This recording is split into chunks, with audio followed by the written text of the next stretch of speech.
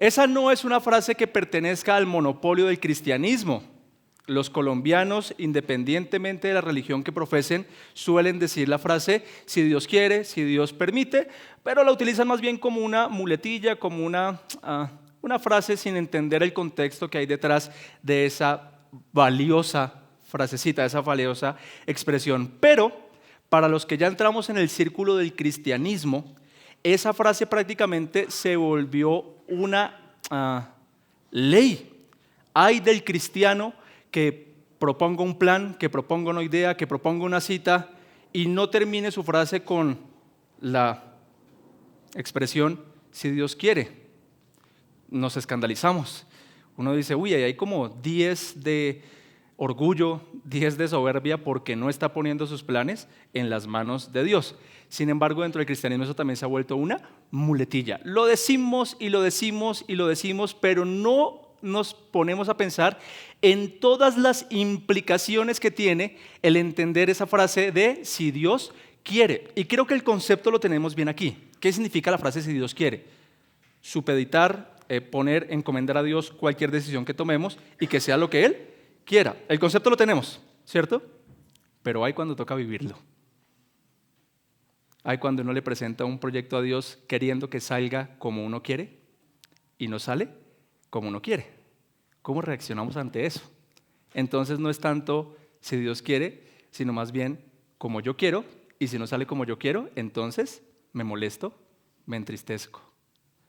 Vivir esa frase, si Dios quiere, tiene unas implicaciones bastante profundas y hoy quiero explicárselas con este sermón.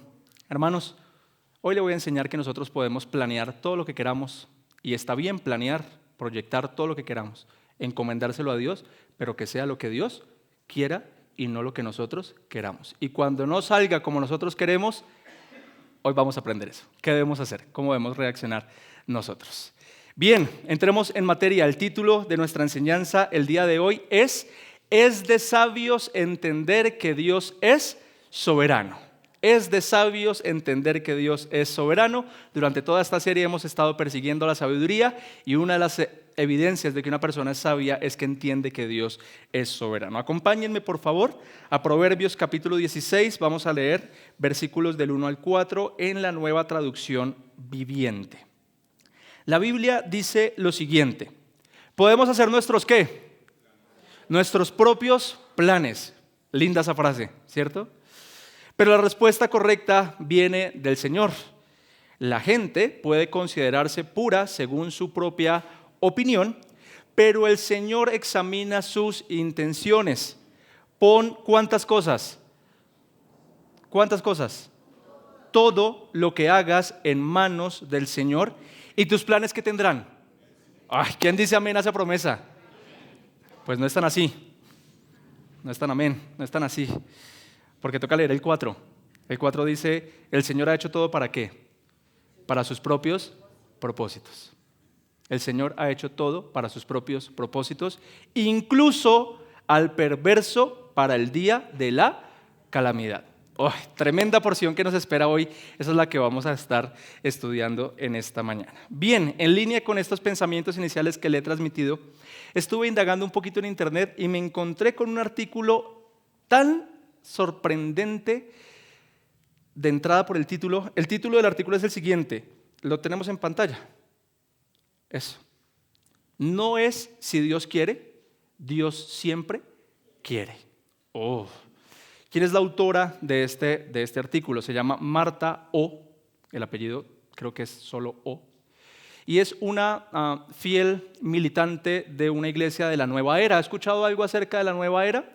La Nueva Era es un movimiento que va acompañado de la actitud positiva, de tú puedes, descubre el campeón que hay en ti, las palabras tienen poder, lo que tú digas va a cumplirse.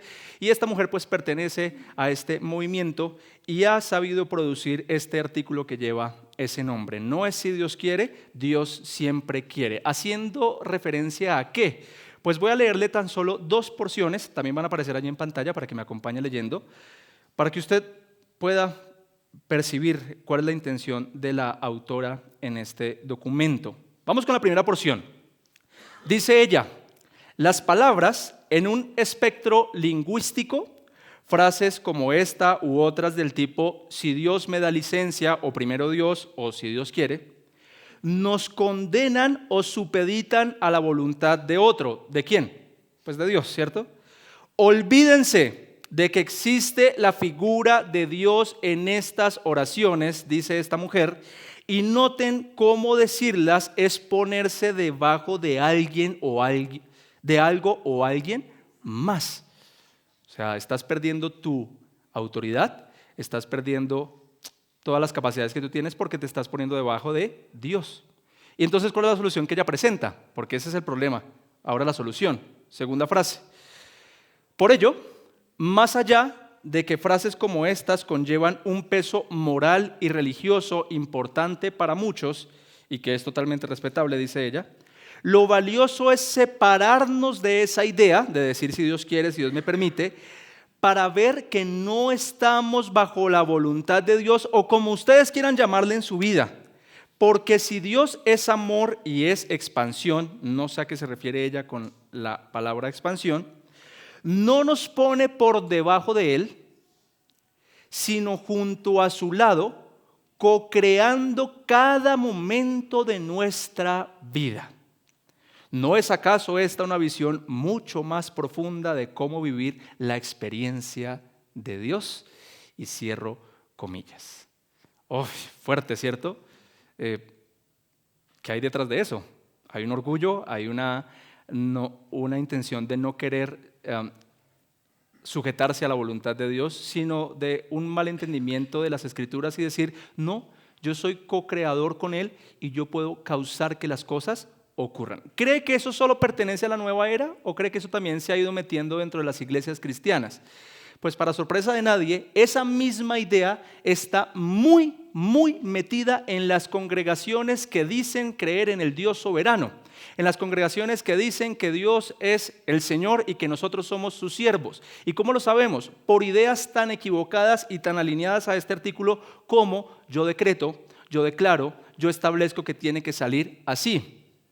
Entonces, Señor, yo decreto que mañana tiene que ser un buen día porque tenemos un evento en la iglesia y tiene que salir así, Señor. Señor, yo declaro sanidad sobre esta persona porque tu palabra dice esto. Y se deja de lado la famosa frase en la que vamos a estar girando durante todo el sermón. Si tú quieres, si es tu voluntad. No, pero es que yo soy el Hijo de Dios. Yo soy real sacerdocio, yo soy linaje escogido, yo soy nación santa. ¿Y cómo Dios no me va a escuchar a mí? ¿Cómo Dios no va a decir las cosas que yo quiero hacer? ¿Cómo no me va a obedecer las cosas que yo quiero hacer si yo soy todo eso para el Señor? ¿Qué idea tan equivocada? ¿Qué idea tan contraria a la verdad bíblica? Aunque extraen esas porciones de las Escrituras de la misma Biblia y hacen doctrina de eso. Hermanos, no es si nosotros queremos. No es como nosotros queremos, es como Dios quiere y si Dios quiere. Amén. Hoy quiero mostrarle a la luz de la Biblia que esta tesis que le acabo de mostrar es una idea muy equivocada y cómo debe ser nuestro proceder delante del Señor con todos nuestros planes. Hay una frase allí que encierra todo lo que le quiero enseñar hoy y está allí en su material. Dice, nuestros planes pueden ser buenos, ¿cierto? ¿Tenemos planes buenos? Quisiéramos que ocurrieran todos los planes, todas las cosas que organizamos, pero Dios tiene la última palabra. Dios tiene la última palabra. Y quiero ampliarle esa idea con los 3 puntos que le voy a desarrollar hoy. En primer lugar, escriba allí por favor, el valor de someter nuestros planes a Dios. El valor de someter nuestros planes a Dios. Vamos al versículo 1 de lo que iniciamos leyendo hoy. Proverbios 16:1 arranca con esa frase deliciosa. Podemos hacer nuestros propios planes. ¿Qué le transmite esa frase? A mí esa frase me transmite libertad, como que no estoy cohibido, como que no estoy amarrado, sino que en la pluma de Salomón, la sabiduría de Dios en la pluma de Salomón nos está aquí diciendo cómo planeen todo lo que quieran. Planeen. Pueden planear, pueden organizar, pueden proyectar. Dios nos está dando el permiso de planear y de proyectar. Lo podemos hacer. No es malo, no es pecado. Le pregunto, ¿usted es de los que anda revolucionado casi que en sexta, planeando y organizando todo lo que va a ocurrir, ya sea grande, mediano o pequeño en su vida de aquí en adelante, las mujeres suelen ser un poco más así. Ya saben qué va a pasar mañana, o qué quieren que ocurra mañana, qué quieren que ocurra en una semana, qué quieren que ocurra un mes, y van planeando y organizando todo, y van corriendo, van en sexta, y ahí donde uno les ponga el frenito de mano, uy, qué pena, con efectos especiales, se desestabilizan. En cambio hay otros que van más despacio, en primera, planeando, organizando, como que van en el río, dejando que el río fluya, y dependiendo de donde los lleve el río, ahí van mirando qué tipo de decisión tomar. Junte a una persona revolucionada con una persona no tan revolucionada y usted se va a encontrar con un cóctel perfecto allí. ¿Cuál es usted? ¿Anda rápido? ¿Anda despacio? ¿Proyectando? ¿Planeando? Hay de aquellos que están parqueados, que están en neutro. Esos sí me preocupan, que están ahí sin querer avanzar. No, hay que dar pasos hacia adelante. Independientemente de las revoluciones en las que usted esté acostumbrado a andar, Dios le está diciendo hoy a través de las Escrituras, planee, proyecte. Yo no le voy a decir que estar en quinta es bueno y que estar en primera es malo, no. Lo que le voy a decir es, planee, proyecte en todas las áreas de su vida, en el área espiritual, en qué iglesia nos vamos a congregar, qué tipo de estudio bíblico vamos a tener en la casa, en qué horario nos vamos a reunir para estudiar las Escrituras. Eso es para proyectar, eso es planear. En el área familiar, las mujeres son expertas en proyectar en el área familiar. ¿Qué casa vamos a querer más adelante? ¿Qué carro vamos a querer más adelante? No sé, vamos a ahorrar para esto, vamos a ahorrar para lo otro. Proyecte, planee, ¿dónde van a estudiar los niños? Hermanos, eso no está mal. Planee y proyecte todo lo que usted quiera y sea diligente con eso. Si hay algo que Dios ama es la diligencia. Cuando el Señor llamó a Pablo para hacerlo apóstol a las naciones, ¿recuerda lo que ocurrió con Pablo? Que Pablo iba camino a Damasco y que se le apareció Jesús y lo llamó y le dijo, tú vas a hacerme testigo en las naciones. ¿Recuerda ese acontecimiento? Pablo recibe un discipulado directamente de Jesús, pero Jesús no le dice exactamente a qué lugares él debe ir a predicar, sino que Pablo recibe el llamado y él mismo decide a qué lugares va a ir. ¿Y recuerda cuál es el primer lugar al que Pablo quiere ir a predicar? No, a Asia. Él no quería entrar a Europa inicialmente, quería irse a Asia. Y yendo rumbo a Asia, siendo diligente, entendiendo que Dios lo llamó a eso y entonces planeó y proyectó, en el camino Dios le dijo, no, allá no, te vas para Europa. Y por eso Pablo se fue para Europa. ¿Qué rescató de eso? Pablo proyectó, Pablo se movió, fue diligente. Lo vimos con todo lo que ocurrió con Josué, un hombre diligente. Hermanos, seamos diligentes, planeemos, proyectemos. Y un consejo personal, no ande por el rumbo de su vida como esperando a ver qué ocurre. No, proyecte, sueñe. Eso está bien. Hay un valor grande en planear. Escriba como letra A el valor de planear. Proverbios capítulo 21, versículo 5, tremenda frase de Salomón. Los planes bien pensados y el arduo trabajo llevan ¿a qué? A la prosperidad. Si usted planea bien, si usted organiza bien, si usted calcula bien el peligro, eso lo va a llevar a buenos lugares, lo llevan a la prosperidad. Pero los atajos tomados a la carrera conducen a la pobreza. Si usted anda por la vida buscando el camino fácil, eso lo va a conducir a la pobreza. Hay que trabajar, hay que producir, hay que planear. Este mundo, este sistema precisamente no es fácil, ¿cierto? Hay que estar en constante dinámica. Y si usted toma la vida con mucha calma, seguramente eso lo va a llevar a la pobreza. Oiga, este pastor hoy se puso como a hablar de mucha prosperidad, ¿cierto? Está hablando como muy sabroso. Permítame continuar con el mensaje y vemos para dónde va esto. Hasta aquí lo que le he dicho se parece al artículo inicial. Planea, proyecta todo lo que quieras y tendrás prosperidad. ¿Se parece un poquito? Falta algo. Letra B, escriba por favor allí. El valor de encomendar a Dios. ¿Qué es encomendar a Dios? Creo que es un concepto fácil, ¿cierto? De entender. Poner en manos de Dios nuestros planes, nuestros proyectos. ¿Ha jugado con ChatGPT? ¿Con la inteligencia artificial? Le pregunté a ChatGPT, ¿Qué es encomendar a Dios algo? Como para buscar un concepto un poco más amplio. Y ya, concepto doctrinal que ha sabido dar la inteligencia artificial. Se lo quiero leer, lo voy a poner en mis palabras, pero ese ChatGPT tiene como que más profundidad de lo que yo puedo llegar a tener. Dijo ChatGPT, encomendar a Dios algo significa confiar o poner bajo el cuidado y la protección de Dios algo o a alguien. Esta acción implica entregar voluntariamente una situación, una decisión, una persona o incluso uno mismo a la voluntad divina, confiando en que Dios guiará, protegerá o proveerá lo necesario de acuerdo a su sabiduría y poder. Eso dijo la inteligencia artificial. Tiene más profundo, tiene más claro el concepto doctrinal que muchos creyentes. Termina con, es un acto de fe que reconoce la soberanía y el control de Dios sobre todas las cosas. Eso es encomendar a Dios algo.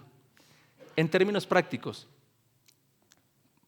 el plan que usted tenga en cualquier área de su vida, vaya a su cuarto, póngase de rodillas, hable con el Señor como usted desea hablar y dígale, Señor, te encomiendo esta decisión. Si tú quieres, va a ocurrir, y si no quieres, pues no va a ocurrir. Que no sean mis emociones, que no sea lo que yo quiero, sino que sea tu voluntad.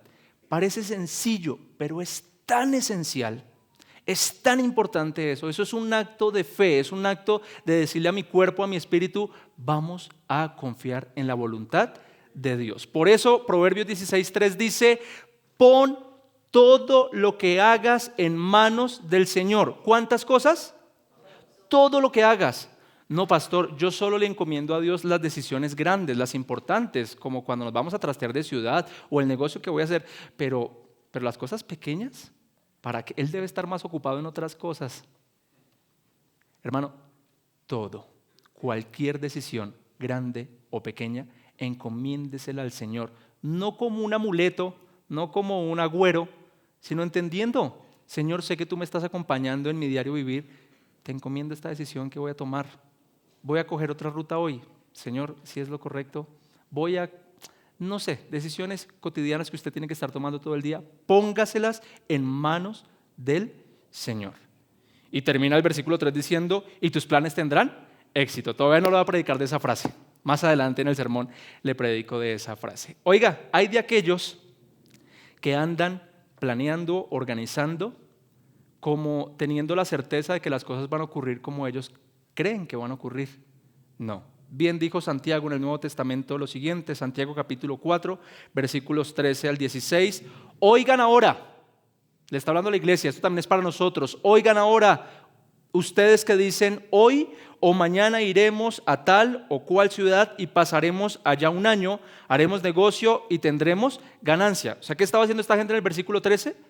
Planeando, proyectando. Está bien. Oigan ahora ustedes que hacen esas cosas. Versículo 14, sin embargo, ustedes no saben cómo será su vida mañana. ¿Alguno de nosotros sabe qué nos espera mañana? ¿Qué nos espera saliendo de la iglesia hoy? No tenemos ni idea. Creemos que van a ocurrir algunas cosas, pero no tenemos ni idea. La muerte nos puede estar esperando ahorita. Puede ser. Sé de un hombre que tiene un familiar que es piloto y le dijo, el vuelo se demora 45 minutos de donde estoy allá, nos vemos como en una hora. Ya han pasado 23 años y lo sigue esperando. Se cayó el avión y nunca llegó.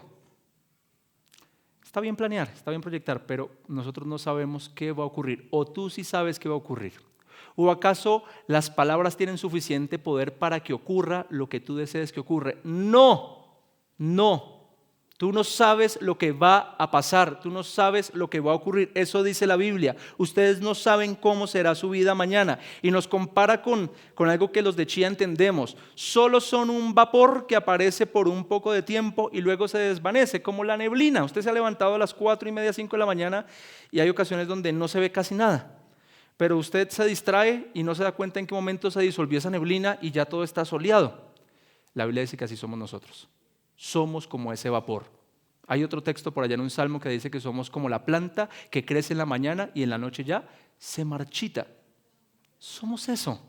Somos eso. A veces tenemos un concepto más alto de nosotros mismos del que la Biblia dice y eso es equivocado. No, somos efímeros en este mundo. Entonces, ¿qué dice Santiago? ¿Cuál es la solución que presenta este hombre? Más bien, deberían decir, por favor, léanlo todos conmigo, si el Señor quiere. ¿Sí está? Si el Señor quiere, viviremos y haremos esto o aquello. O sea que sí es bíblico decir si el Señor quiere. Pero repito, no como una muletilla, no como una frase de cajón, no como un agüero, sino entendiendo lo que eso implica, entiendo lo que eso significa. Conclusión del primer punto. Dios nos autoriza a planear, a proyectar todo lo que nosotros queramos, pero la instrucción es encomendémosle todos nuestros planes y proyectos al Señor. ¿Claro hasta ahí? Claro hasta ahí. Ahora, ¿qué procede? Bueno, segundo punto, el valor de entender que Dios es soberano. Dios es soberano. Todas las iglesias cristianas, incluso la católica, profesan que Dios es soberano. Usted no se va a encontrar con ninguna iglesia que diga que Dios no es soberano, porque la Biblia pone ese título en grande allí. Es un título de Dios. ¿Sabe dónde está el problema? ¿O en qué nos diferenciamos los unos de los otros? En entender hasta qué punto Dios es soberano. Porque algunos dicen, no, Dios es soberano hasta donde llega mi libertad o mis decisiones. Dios no puede interferir en mis decisiones. Dios no puede interferir. Entonces no es soberano. ¿Soberano sobre qué? ¿Sobre lo que tú dices que es soberano? No, la Biblia dice que Dios es soberano por sobre todas las cosas. Él tiene el control de todos los acontecimientos de este mundo. Eso es lo que significa que es soberano, dueño, amo y señor de lo que existe y de lo que ocurre. Si tú empiezas a limitar el concepto de soberano, pues ya no es soberano. Ya no es soberano. ¿No crees lo que dice entonces la Escritura? Isaías 46, del 9 al 10, es un precioso texto que habla acerca de la soberanía de Dios. Recuerden las cosas que hice en el pasado. Está hablando Dios. Pues solo yo soy Dios y no hay otro como yo. Versículo 10. Solo yo puedo predecir el futuro antes que suceda. ¿Cuántos pueden predecir el futuro antes de que suceda? Solo Dios. Y los mediums y toda esa gente que adivina el futuro, ¿y qué pasa con eso? Dios lo permite. Dios lo permite para que las personas sean engañadas. Pero solo Dios puede saber qué va a ocurrir en el futuro antes de que suceda. Y dice Dios, todos mis planes se cumplirán porque yo hago todo lo que deseo. Dios hace todo lo que Él desea. Él ya sabe qué va a ocurrir porque es Dios. Es Dios. Solemos implantar en Dios nuestras limitaciones humanas. No, eso es un grave error. Nosotros nunca vamos a poder entender en la totalidad quién es Dios, ni sus cualidades, ni sus atributos. Tratamos de razonarlas en nuestra mente limitada, pero de llegar ahí a entender lo que es Dios y todo lo que puede hacer, somos muy limitados para comprender eso. Pero Dios ya sabe todo lo que va a ocurrir. Todo, hermanos, todo. Dios sabe lo que va a ocurrir con cada átomo de este universo en un segundo, en un minuto, en una semana, en un año. Lo conoce absolutamente todo. Dios sabe qué va a pasar con usted en absolutamente todas las cosas. Dios sabe qué va a pasar con los planes que usted le presenta a Dios, independientemente cuál sea el área que usted le presente. Porque el Señor lo sabe todo. Proverbios 16:4 dice, el Señor ha hecho todo para sus propósitos, incluso al perverso para el día de la calamidad. Todo es para los propósitos del Señor. Cuando usted llegó al cristianismo, le lanzaron esta frase, ¿Dios tiene un propósito para tu vida? Y esa frase nos generó más preguntas que respuestas. Fue como, ¿y cuál es el propósito? Porque llegan hasta ahí, ¿no? Dios tiene un plan bonito para tu vida, Dios tiene un propósito para ti. ¿Y cuál es? No lo conozco, no sé qué es. Y uno queda como en las nubes divagando, ¿qué será lo que Dios quiere para mí?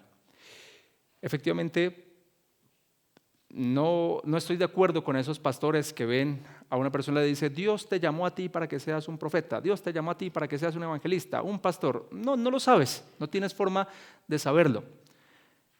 Pero sí hay una voluntad y un propósito de Dios que sí conocemos. ¿Cuál es la voluntad de Dios que sí conocemos?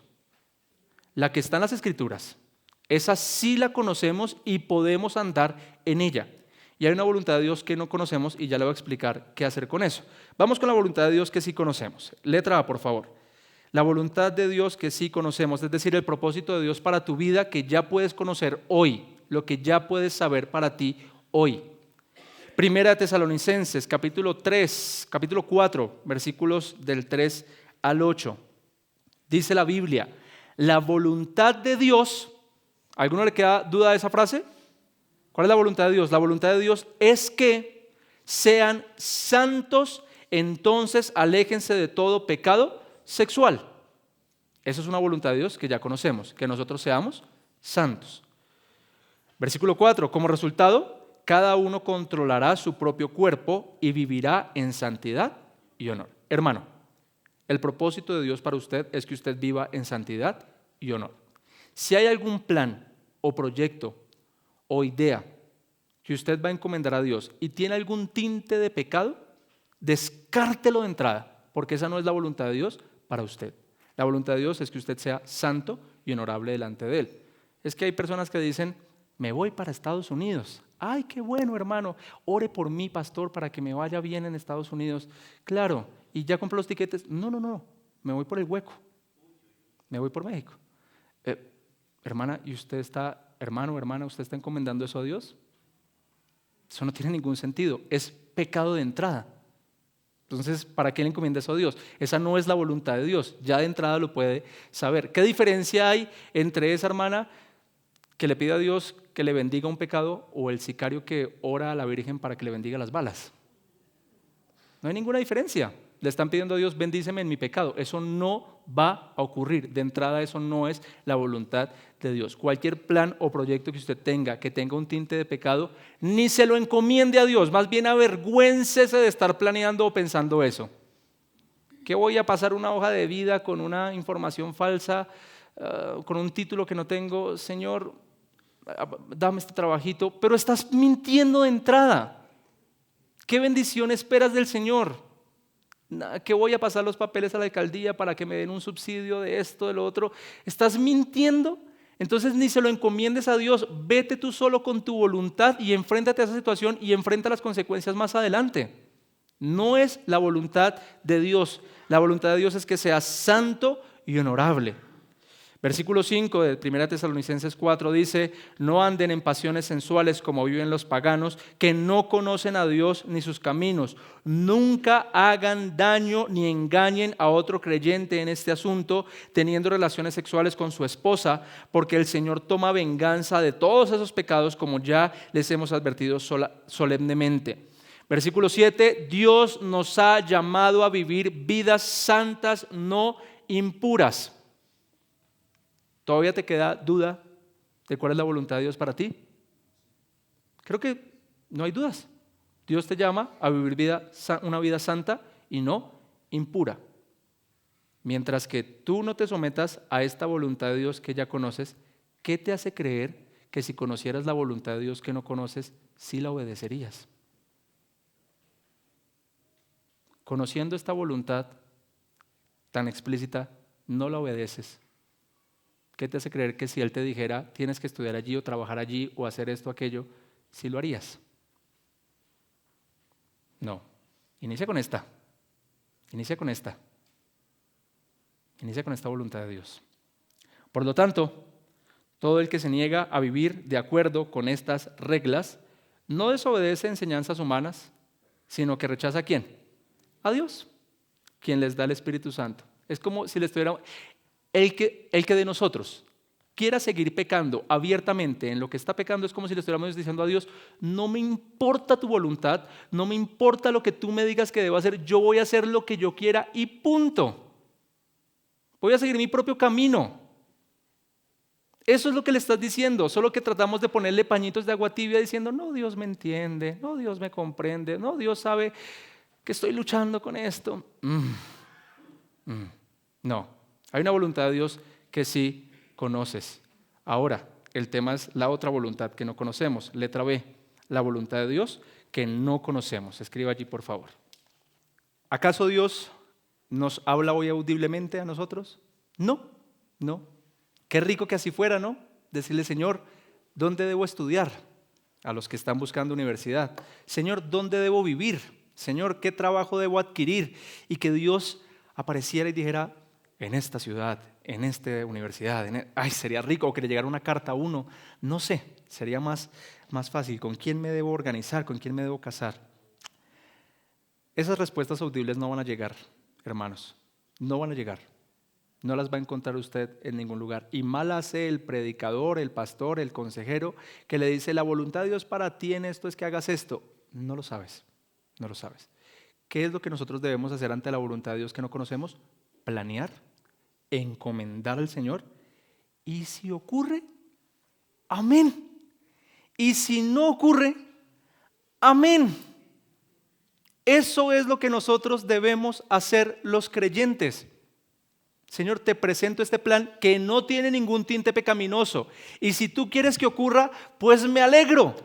Y si no ocurre, si no sale como yo quiero, entonces, ¿qué voy a hacer? ¿Qué va a ocurrir? Porque hay de aquellos que le encomiendan sus planes a Dios, pero no salen como ellos quieren y han de ponerse molestos, enojados, incluso hasta tristes. Entonces no se lo estabas encomendando de forma genuina a Dios. No era tanto como Dios quería, sino más bien como tú querías. Porque si le estás diciendo al Señor, si tú quieres, entonces es como Él quiera y no como tú quieras. ¿Por qué te enojas? ¿Por qué te incomodas? Porque, ¿sabes por qué te enojas? Porque desnudas el orgullo y la arrogancia que todavía hay en tu corazón y en tu mente, de querer independizarte de Dios y hacer las cosas como tú quieres y no como Él quiere. Creo que hay que llenar ahí una letra, ¿cierto? Una palabra. Y si no sale como yo quiero, no. No, ahí no hay que poner nada. Hermanos, yo no les hablo como si fuera un experto ya en este tema. Qué complejo es cuando uno tiene un proyecto, un plan y no sale como uno quiere. Uno siente el desinflón, el jalón. Y ocurre mucho con la iglesia. Tengo varias ideas con la congregación, con el edificio y le quiero meter la ficha, Señor, y quiero hacer esto. Las sillas. Llevo tiempo tratando de cambiar esas sillas. Y se lo encomendé al Señor. Y dele por aquí, y dele por allá. Y hasta el momento las cosas no se han dado. Y algún día recuerdo haberle dicho al Señor, ¿pero por qué? Y hoy estoy predicando esto. Y es como, entonces no es como tú quieras, no es como yo quiera, es como tú quieras. Ok, entiendo, Señor, entiendo. Pero ojo con esta línea delgada. Porque si usted no es diligente en proyectar y en planear, pues hermano, ¿qué espera? Que Dios venga y lo lleve en coche y le diga por dónde caminar. No, usted tiene que ser diligente y proyectar. Hágale. Si quieres cambiar de trabajo, planee, proyéctelo. Pero si se queda quieto, pues Dios lo va a dejar quieto. Esa frase suena rara. Pero usted me entiende la idea. Hay que planear, hay que proyectar. Mientras que aprendemos eso, seguramente va a doler, pero después será un gracias, Señor, porque por algo no ocurrió. Y al pasar los meses, al pasar los años, miraremos atrás y diremos, con razón el Señor no permitió que eso ocurriera. Así nosotros creyéramos que era lo mejor que nos iba a pasar, después nos podremos dar cuenta que por algo el Señor nos estaba protegiendo. Hace poquito, en Brasil, hubo un accidente aéreo. ¿Supo la noticia? Bueno, murieron 67 pasajeros. Pero resulta que el avión tenía 68 pasajes vendidos. Pero un hombre estando en el aeropuerto se fue a comprar un café y se demoraron dándole las vueltas. Y entonces cuando fue a abordar el avión, el que no tengo ni idea cómo se llama, el que recibe ahí, no sé, le dijo, no, ya no puede entrar. Y ese señor ha sabido ponerse de los pelos, pero me demoré unos minutos comprando un café, me estaban dando las vueltas. No puede entrar ya. Señor, nada que hacer. Pero ¿cómo voy a decir que no? Y peleé, y voy a llamar a la administradora, y voy a pelear. Y cuentan que se quedó en el aeropuerto así cruzado de brazos, llorando de la rabia. y se cayó el avión y murieron todos. Y el Señor se quedó allí en el aeropuerto. ¿Y qué dirá Él entonces a eso? ¿Qué diremos nosotros cuando las cosas no ocurran como nosotros queremos? ¿Sabe qué debemos decir? Señor, gracias. Por algo no será. Puede que sea lo mejor que yo he planeado en mi vida, pero tú tienes la última palabra. Y si no sale, Señor, gracias. Gracias. Proverbios 19:21 dice: puedes hacer todos los planes que quieras, pero el propósito del Señor prevalecerá. Amén a eso. Amén a eso. Y con la esperanza bonita de la promesa de Romanos 8:28. Y sabemos, ¿lo tenemos en pantalla? Que para los que aman a Dios, todas las cosas cooperan para bien. Entonces planea, proyecta, y si Dios te dice que no, es por tu bien, porque Dios te ama y te está cuidando y te está protegiendo. Entonces dale las gracias y deja de ser tan orgulloso y tan arrogante de querer siempre hacer tu voluntad. Pastor, usted está totalmente equivocado. ¿Por qué? Porque yo leí un libro cristiano. Hay un libro cristiano que se llama Libro El Arsenal Divino. Regálamelo, por favor. Equipados para la guerra victoriosa. Decretar, declarar y proclamar. Doctor José de la Rosa. Un libro que usted encuentra en una librería cristiana. Aparentemente teológico. Y la tesis del libro gira en torno a que si yo declaro, si yo profeso, si yo decreto, las cosas van a ocurrir. Y pastor, yo leí ese libro y eso está totalmente diferente a lo que usted está diciendo, porque hay un versículo en la Biblia que dice que si yo le pido a Dios lo que yo quiera, Él me lo da. Y ese es el versículo central de todo este libro. Todo el libro gira en torno a ese versículo. Y se lo voy a leer. Primera de Juan, capítulo 5, versículo 15. Dice la Biblia: y si sabemos que Dios oye todas nuestras oraciones. ¿Dios oye todas sus oraciones? Amén, Él nos escucha en todas. Podemos estar seguros de que ya tenemos lo que le hemos pedido. Amén. ¿Quién va a pactar por esa frase? ¿Quién va a venir a la tarima a dar el billete para que se cumpla lo que usted... ¿Qué hacemos con ese versículo? Porque ahí literalmente dice que si yo le pido a Dios, ya tengo la certeza de que va a ocurrir.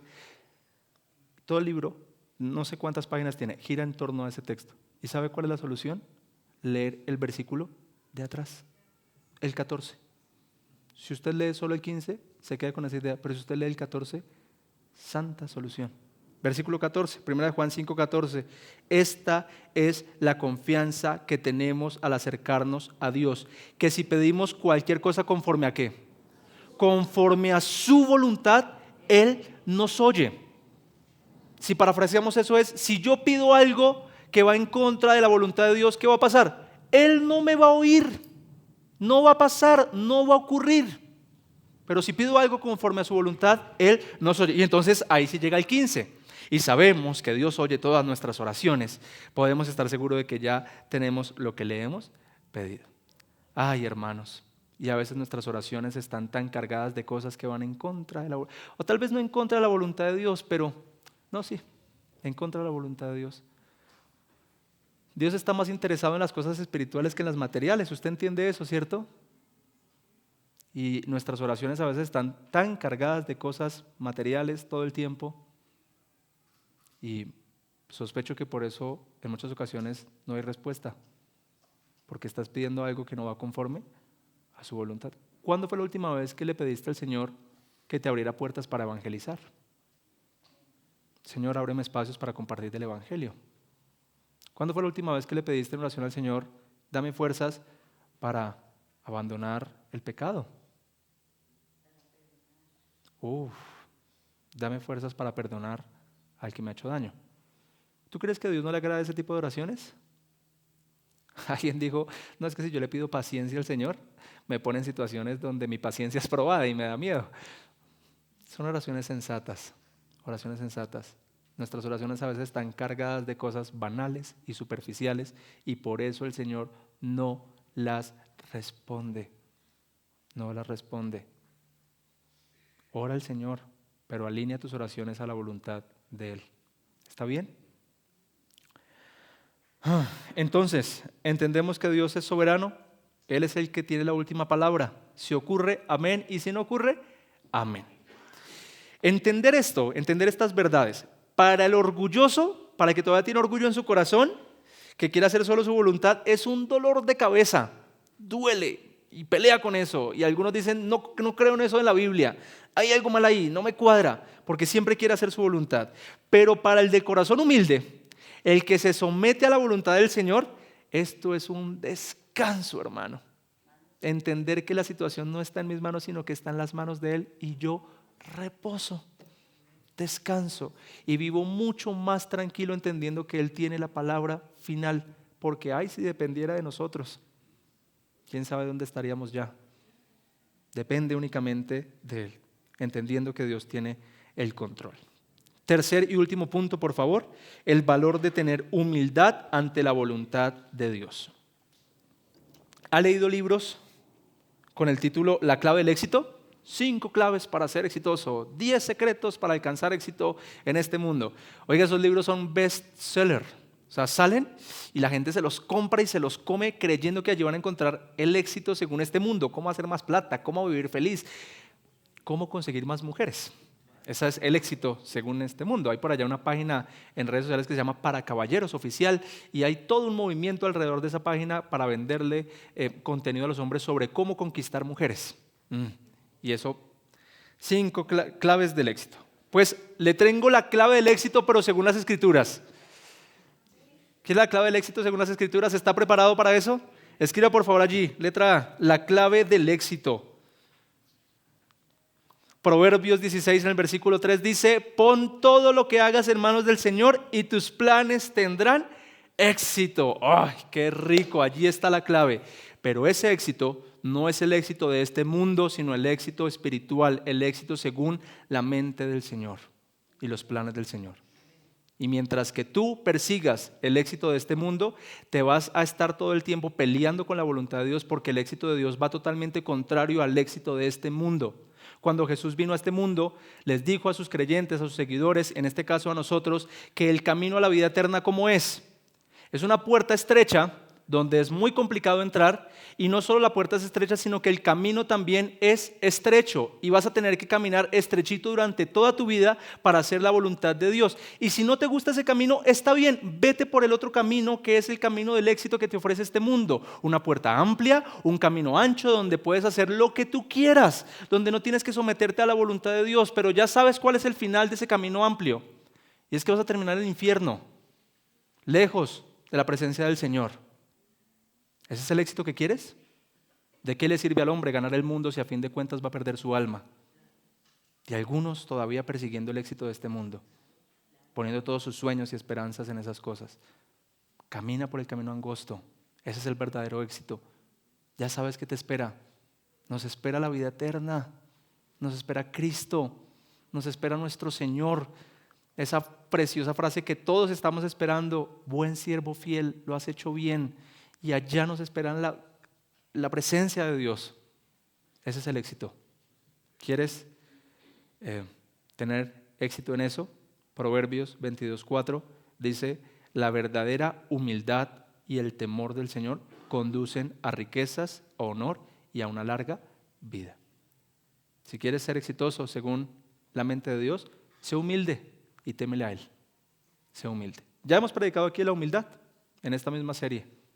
Ya usted sabe lo que implica ser humilde. Y la clave del fracaso, letra B, y terminamos.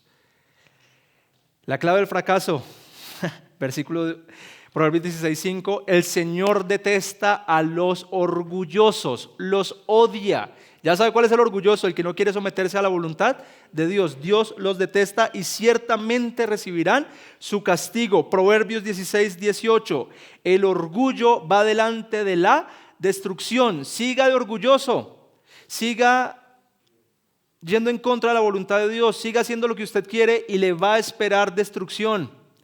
La arrogancia va antes de la caída.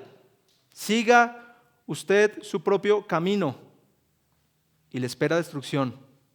Siga el camino de Dios y sea humilde y le espera prosperidad y vida para su alma. ¿Qué va a hacer? ¿Qué va a hacer? Es de sabios entender que Dios es soberano. ¿Se pone en pie y oramos juntos al Señor?